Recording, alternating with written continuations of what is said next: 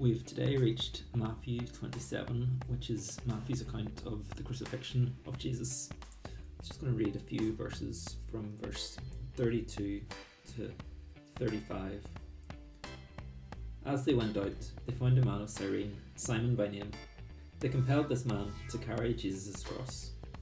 And when they came to a place called Golgotha, which means place of a skull, they offered him wine to drink mixed with gall. But when he tasted it, he would not drink it.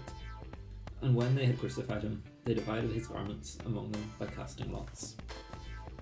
So, from a human perspective, death is the end. After death, there's no more hope. Your ideas and your message will soon fade from memory. You can no longer achieve anything. Once you've breathed your last, that's it. Your chance to achieve things has gone. Death is final, and death is the end. But in the crazy, upside down, subversive way of the kingdom that God invites us all to be part of, we see that victory comes through death. You see, we've all been invited to enter the kingdom through the narrow gate. We've all received the call to receive the grace and mercy of forgiveness, the great, unearnable and undeservable gift that is freely offered to all of us. But the gift, whilst free, is not without cost. Our freedom, our grace is possible because of the ultimate price paid by Jesus. On a hill called Golgotha, flanked by two criminals, Jesus was nailed to a cross, the innocent, spotless lamb taking our place. As he was pierced for our transgressions and crushed for our iniquities, it looked to be the ultimate defeat.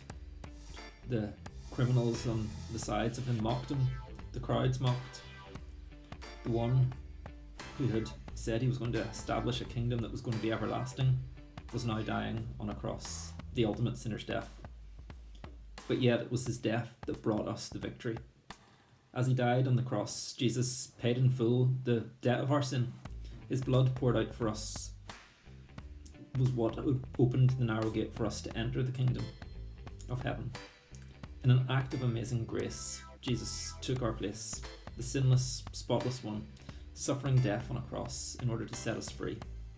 He made the one complete and all-sufficient sacrifice that would cover the vast debt of our sin, the debt we could never hope to repay by anything that we could do.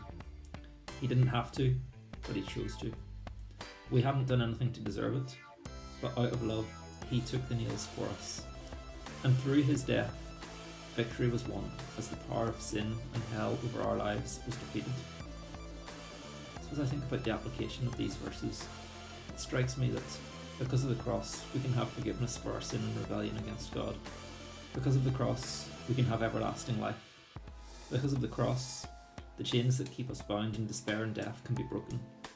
Because of the cross, we can be adopted in as sons and daughters of our loving Father, the Father who so loved the world that he sent his Son to die in our place, that whosoever believes in him shall not perish, but have everlasting kingdom life. So you see, the cross is the ultimate symbol of hope for us. Whenever the enemy tries to bring us down or remind us of our past, we look to the cross as our sign of assurance. But it's not just for us. See, on the cross, Jesus died for all who would put their trust in him. So maybe today, you need to share that message of hope with a friend, with a family member, someone who's going through a hard time. Remind them of the hope that they can find if they put their trust in the death that Jesus died in their place on the cross. So take some time today to pray and ask the Holy Spirit to show you who needs to hear that good news of the message of hope we have through the cross, and ask for opportunities to share it with them.